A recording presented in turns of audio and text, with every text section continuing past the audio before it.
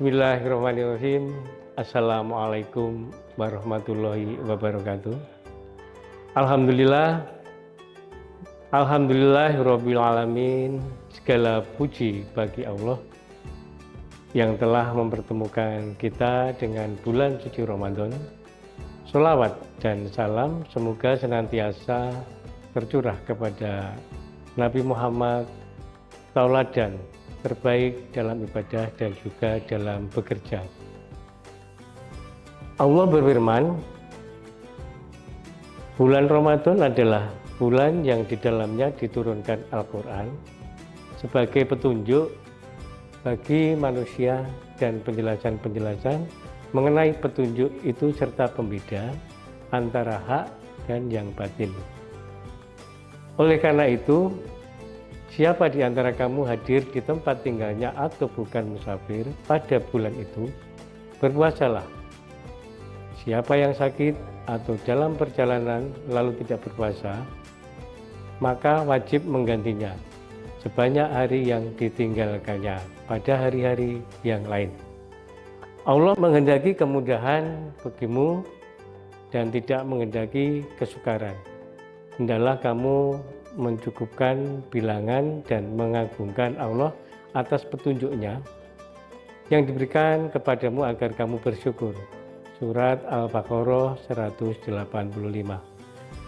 Dan tujuan puasa adalah takwa.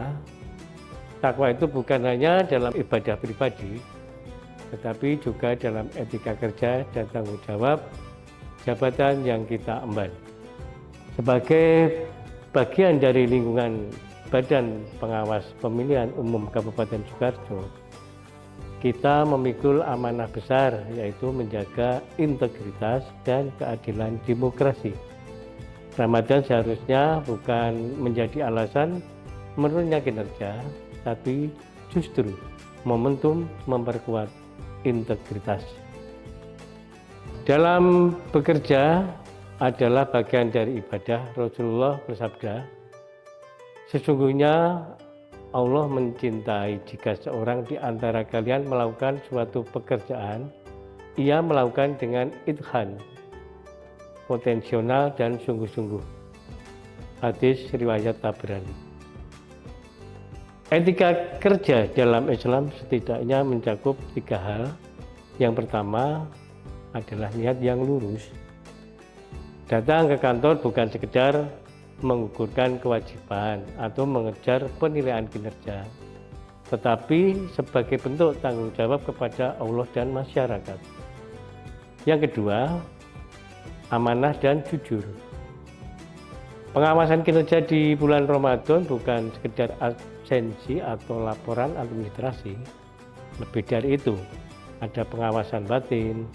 Apakah kita benar-benar bekerja dengan penuh tanggung jawab? Allah Maha mengawasi sebagaimana firman-Nya, dan Dia bersama kamu di mana saja kamu berada. Jika kita sadar selalu diawasi Allah, maka tidak perlu pengawasan ketat untuk membuat kita disiplin. Ketiga, profesional dan disiplin.